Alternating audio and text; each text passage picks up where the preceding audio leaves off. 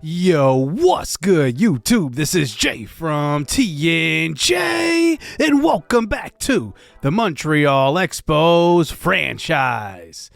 The Expos are 56-40 here in Season 3. We are really exceeding all expectations so far this season.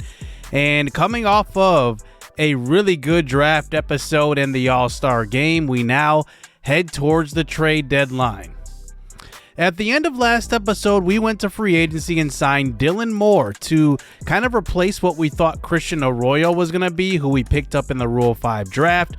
And he had a very quick start here going to AAA, and we will let him get some at-bats before eventually moving him up to the MLB. We also got our, obviously, generational prospect in Davila here back from injury. So we get to play his first game back here, and he is still a developing catcher. Yeah, he is 80 overall right now, but he's got to prove that he can hit minor league pitching before moving to the majors. But first, I want to check out another guy we drafted last year, and that was Carlos Samuels. We had a really good draft a year ago, and we drafted really, in my opinion, 3 high-level pitching prospects, and obviously Luis Davila, who is also there as the generational #1 prospect. So here is Samuels on the mound. He's only 20 years old. He's got a lot of developing to do, but he is going to be developing really quickly, especially with how he's pitching this year at the AA level. Nobody can really get a good hit on him. But here's a deep drive to left field. This one back at the warning track, and it does eventually get run down as Samuels gets the first inning. 1, 2, 3 out in order. And here comes Davila back from injury. Luis Davila is going to be looking to really climb up the ranks, and he's going to be looking to get promoted to AAA in the second half of the season. He gets a good pitch. This one's deep to right field, but it will stay in the yard. But Davila does have to add some more consistency to his bat. That is the one thing with him so far. Hasn't been very consistent. 0 for 1 today now with runners on first and second here. He gets a hanger on the inside half, and this is just going to be a grounder to second and an easy double play for Luis Davila, who only has 12 speed. He's never going to beat out those ground balls. That actually kind of limits him a little bit as well, because if he hits it on the ground, there's pretty much a guarantee that he's never going to beat those out, which is going to hurt his average a little bit because he can never beat out, tough ground balls. But he's 0 for 3 today in his comeback game. He hits one hard to the left side, and that is going to be caught. An 0 for 4 return from injury game for Davila, but he will have, obviously, the rest of the season to really develop. And I don't see a scenario where he's going to be moved up this year because we really don't need him. But we'll see, and we'll keep checking on his progress and see how he develops. But how about Luis Nunez, who was our second-round pick back in Season 1? He goes 3 for 4. He's a guy to look out for, who's coming up our ranks as well. So back to the MLB level. Vladimir Guerrero Jr. facing, our division rivals now in the Atlanta Braves. Clayton Kershaw on the mound. Here he gets one on the outside half. That one's hit well to right field, and it will hold up the runners at first and second here. Down 2-1 in the bottom of the 5th with a big opportunity here for Bill Hedger. 0 for 2 today. He hits one to the right side. That one's through the infield. We will hold up the runner at third, and now it is bases loaded and a great opportunity here for the offenses. That brings up the Rookie of the Year from a year ago, Augustus Macklin. He goes the opposite field. This one might be deep enough to score the runner from third, and Whit Merrifield will slide in safe, and it's a 2-2 ball game for the Expos, as that brings up Joe Adell here with 2 outs. Hits one well, but not well enough. That pitch was right over the middle of the plate, and Adell just hits a high pop fly, and Michael Harris is under that one. But we do get to the back end of this game, and Riley Adams and Everson Pereira go back-to-back here to give us the 3-run lead in the 8th. And Jamal Watson comes in for the save in the 9th, and he does get us a victory here, 6-3 at home, as Barger, Adams, and Pereira all homer in the 6th and 7th innings, respectively. And we get the big win here at home versus the Braves. This team just continues to impress here. And remember, we're like the 28th ranked team. That's just pretty impressive if you ask me. So coming off of the All-Star break, we literally sweep the Atlanta Braves, including a gutsy 4-1 win here where we only gave up 3 hits. And how about the top of our lineup? Monasterio has been coming off in spurts, coming off the bench in spurts, and he's really been playing good baseball, hitting around 260, 270. You can't ask for better from really a bench player. We continue to simulate here through the end of the month of July. We end up winning versus Tampa Bay, and we go on a 4-game win streak to start after the All-Star break. And now we face the Tampa Bay Rays, who have Blake Snell, who returns to Tampa Bay. Remember, he started his career there, then obviously went to San Diego. Now he's back with Tampa. And these rosters, when I started this series, it was before Blake Snell signed with the Giants. So now he is obviously with the Giants in real life, but in this series, he is with the Rays. They also acquired O'Neal Cruz. That was back in season 1 where they acquired him, and they have a lot of good players. The Rays also draft really well. As you remember, they just drafted Lee Rocker, who we were going to draft in this past draft, and they also draft Efrain Copen in their first year draft, who is a really good 18-year-old starting pitcher who's already 74 overall and B potential. So I thought this was a great game to play in full.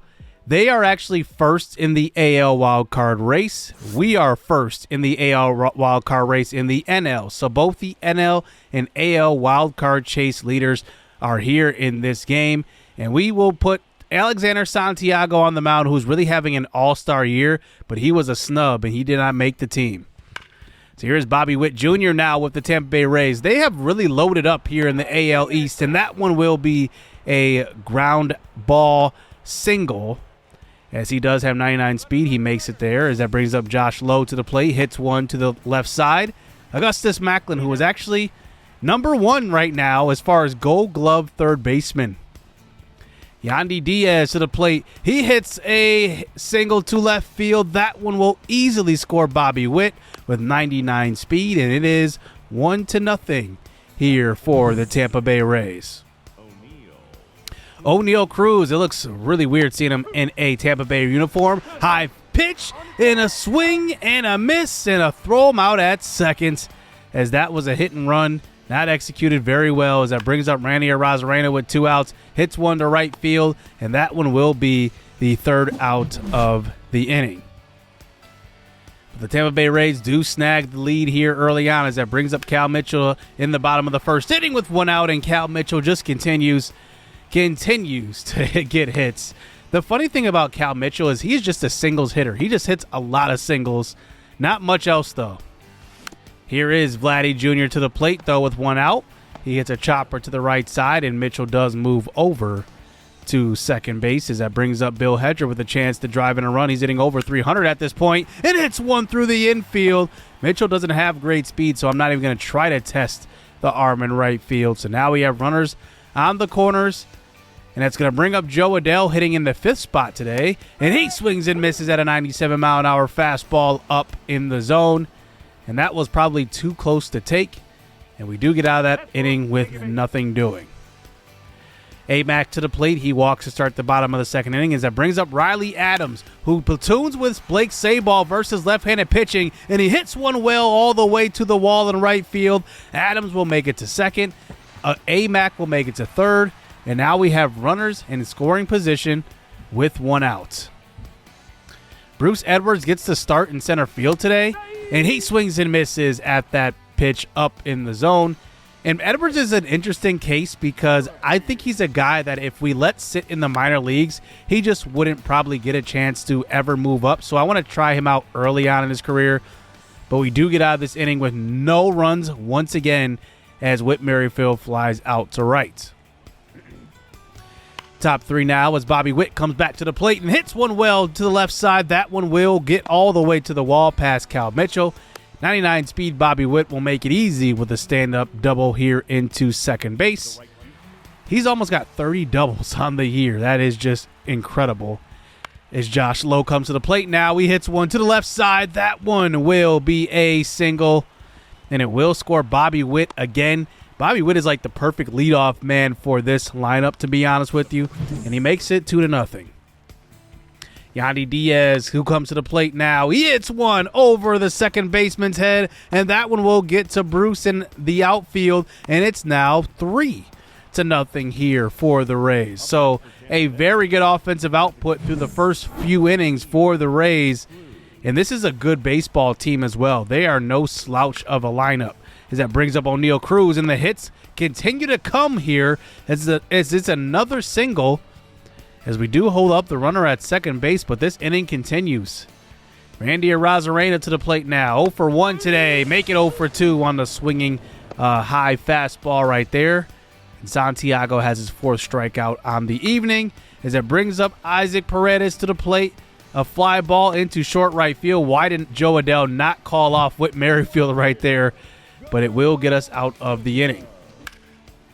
Bottom 3 now. Here is Vladdy Jr. to the plate. He hits one well to the right center gap. That one will get all the way to the wall, and it will be a stand-up double here for Vladdy Jr. as he does get us into scoring position here with 1 out.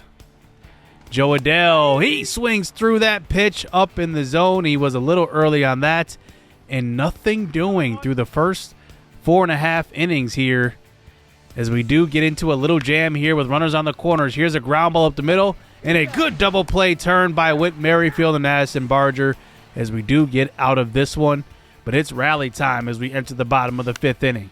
Here is Cal Mitchell, though, and that's just going to be a fly ball to Arozarena in left field.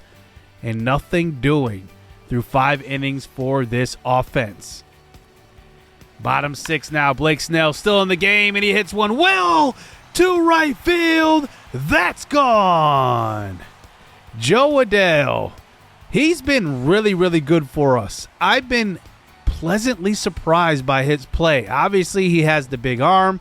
He has the speed, but his bat has really been impressive as he's been hitting around 260 and really been a staple at the bottom of the lineup. And versus lefties, he gets to hit number 5. That brings in Andrew Chafin here out of the bullpen as he faces Augustus Macklin. A ground ball up the middle, and Macklin will beat that one out. So that's not going to happen very often, but he does get credited with the single. Addison Barger to the plate now with 2 outs, and he will walk. So now we have runners on first and second with Riley Adams, who thrives at hitting versus left-handed pitching, and that's ball 4. So now, just like that, it's bases loaded. And Bruce Edwards is at the plate, but he's just not a clutch hitter and a very unproven hitter at this point.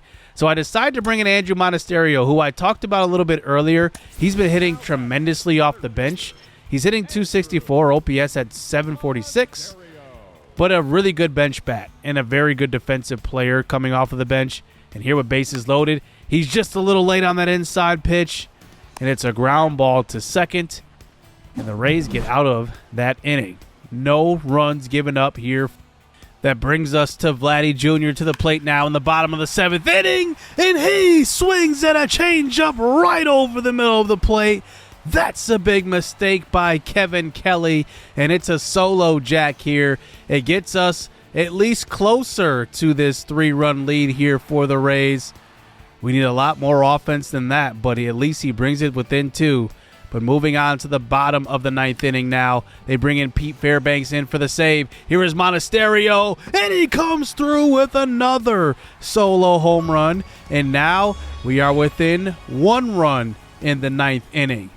So maybe a little late inning comeback here, but with 2 outs, that brings up Vladdy Jr. 2 for 4. He could be the hero. He singles up the middle for a base hit. And now we have a runner on first, and Bill Hedger coming to the plate. Remember, he's hitting over 300 this year, the front runner for Rookie of the Year. Is this his moment? A 2-2 pitch, inside fastball, taken for a called strike 3. That one was right on the corner, a perfect location for that pitch, and Blake Snell gets the win. Alexander Santiago does get credited with the loss. He hasn't lost many games this year, remember. He did give up 9 hits in that game, And it's just a very tough outing here for Santiago. So now we move on a little bit closer to the trade deadline, and now the trade offers start flying. We get an offer from the Padres, which is interesting, intriguing a little bit, but they want Buddy Kennedy at third base and Aaron Zavala in the outfield. I kind of look at why. I don't really understand it, though. They just want to get rid of Ramon Laureano, and I just don't see a real need for Ramon Laureano. Like, we do need outfielders, but I'm looking at Aaron Zavala, and he looks actually really, really good, and I'd be really reluctant to give him up right now. He could be a guy that could contribute in the future. And looking at Laureano, I just don't see the true benefit of having him. Like, he is a good defensive outfielder. However, he's only hitting .231 this year, and he's going to be a free agent next year. Just don't see what the reward would be for him. So we are actually going to probably decline this trade. It was a decent offer at, some of our younger guys, but I just don't really like that offer. So we get to later on in this 3-game set versus the Rays. And how about Emmett Sheehan almost going a complete game shutout here as he's made it through 8. We'll see if he can make it through 9 on the road at Wrigley Field. He faces Seiya Suzuki to the plate, and he just barely gets that one on the end of the bat and gets a single here to start out the 9th inning. But they are down 6 runs. They need a lot more than that to get them going. As that brings up Nico Horner to the plate now, 0 for 3. He hits one well up the middle. That one, though, will be right at the center fielder, Everson Pereira, who's out there in center today for the first out of this 9th inning. Morel to the plate now. He hits one to the right side. That one gets through, and it looks like it might get the runner over to third, but Joe Adell's throw was offline. And now they have runners on the corners, and a ground ball should end this game as Vinny Pasquantino to the plate. He swings and misses at a high fastball. That swing wasn't even close, as now there's 2 outs. Jock Peterson to the plate. 0-1 pitch, ground ball to short to Barger and on to second, and Sheehan does get the complete game shutout, and the Expos get another big victory. And we just continue to win games like this where we are just dominant on the mound and our bats come to play. So once again, we get another trade offer, and this is expected coming into the trade deadline, and this one's from the Rockies. But this one is a lot more interesting. They will offer former top prospect Zach Veen, and looking at Veen, he is very interesting. He is 24 years old, but at the MLB level, he hasn't hit the greatest. He hit .239 last year, is hitting .234 this year, but he is still only 24. Like, he's got a lot of potential left, and this is very interesting. I like Zach Veen a lot. His hitting zones are all blue. That does bother me, though. But they want Gary Brooks back in the trade. Now, back in our season 1 draft, Gary Brooks was our 3rd round draft pick. Brooks was our first A potential prospect in the entire organization.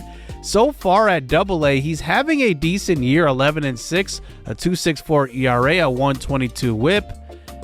It's interesting, but I think I would want a little bit more than Zach Veen. I'm just not sure on what Zach Veen is. He could just be a bust. Who knows? It kind of looks like it, at least early on. So we decided to decline that trade. We move on here towards the end of the month here. We get to the 28th, and we are on a 4-game win streak before losing to the Boston Red Sox. Then we get to the final 2 games of the month, and we get the worst news that we can possibly get. Cal Mitchell is hurt for 1 to 2 months going into the home stretch for our playoff run right before the trade deadline. The timing couldn't have been worse, but it also couldn't have been better. Obviously, he's going out right before the trade deadline, which means we will have an opportunity to look at the landscape to see if we can replace him. But his season is not over. He's out for 1 to 2 months, but he can return probably a couple of weeks before the playoffs begin. So I don't want to overreact with this injury. I put him on the 10-day IL, and we'll see how he progresses through his recovery. But he should be back here this year. I look at the options to really replace him, at least within the organization. There are a couple of guys here. Jordan Adams, we just acquired. He's interesting. He's hitting .293 at the AAA level, which is really, really good. Terrell Tatum's also there. We also have some other outfielders like Dairon Blanco who can really fill in probably a month's time. But we also signed Dylan Moore, who's hitting over .424 in his first few at-bats at AAA. I quickly move him up. I want to get him up while he's hot. And really, I'm going to put Dylan Moore out there because I signed him for a reason, to kind of be in this role. And I think this is the perfect opportunity to put him in the lineup. So he will be our left fielder to fill in for Cal Mitchell going forward. But I still want to acquire a bullpen arm at the deadline. That's kind of my goal. And a couple of teams that I'm looking at, I want to look at a interleague pitcher here. So in the AL, and I look at the Blue Jays, White Sox, and also another AL Central team in the Tigers as well. And I focus on the Blue Jays. The Blue Jays have Chad Green, who's decent. He's having a good year this year, but he hasn't been consistent. But Tim Meza is interesting. In the last couple of years, he's at least pitched 30 to 50 innings, somewhere around there, and he's been pretty consistent. Now, this would be a one-year rental. He's making $3.4 million. We obviously wouldn't pay all of that, but he's a guy to keep your eye on. I go to the White Sox, though, and first I want to look at their outfielders because obviously we just moved our new signing, Dylan Moore, over to left field, at least for the time being. But they have Eloy Jimenez sitting at AAA. I have no idea why this is happening. He's hitting .286 this year, and they have him down at the AAA level. I don't understand that at all. He's having like one of the best offensive seasons that he's had probably in the last 4 or 5 years. But the guy I look at for the White Sox is Garrett Crochet. Now, Crochet is interesting because so far this year, he's not having a good year at all. And even last year, it wasn't a pretty year for him. But I know the talent is there, and he's going to be a one-year rental. So this is definitely an option that I will consider. I looked at the Tigers a little bit, but I also want to look at the Royals. They have a couple of guys I like Kyle Isbell, who is an interesting outfielder. Like I said, I'm not looking for somebody that's going to be a future starter. I'm just looking for a fill-in until Cal Mitchell gets back. But I think he's a little too expensive for us, but he's awesome defensively. And he's hitting actually pretty well in this series so far. Last year, he hit .291. But I really focus on Garrett Crochet, and I focus on him more because Brock Burke is our one lefty out of the bullpen besides Jamal Watson, and he is doing horrible this year. And he's also going to be a free agent next year as well. So I look at what the White Sox would want in a trade, and I look at their pitchers. If you look at their team, they have a lot of C potential guys around 70 overall, but they don't have a high-end 70 overall player, but we do. And that's Gary Brooks, who was just in trade discussions with the Rockies with Zach Veen. Now, I wanted to say earlier that I either need a really good player right now, or I need a package deal with some prospects in order to even consider trading Gary Brooks.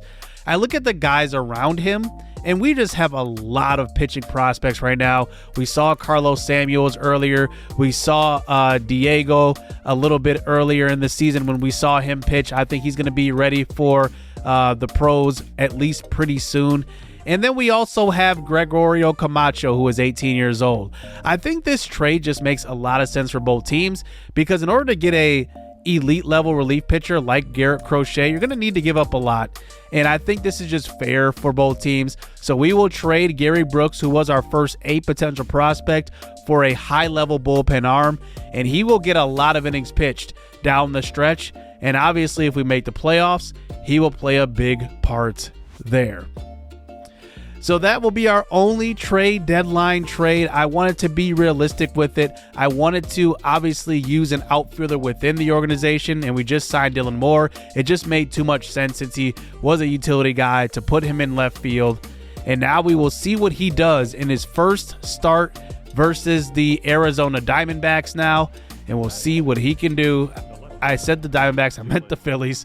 And here we go. Here is Dylan Moore to the plate, hitting in that 7th spot. The 6th spot, wow. And we'll see what he gets here. His first pitch is over the middle of the plate. That one is smoked to center field. And Dylan Moore, in his first AB here with the Expos, will single up the middle.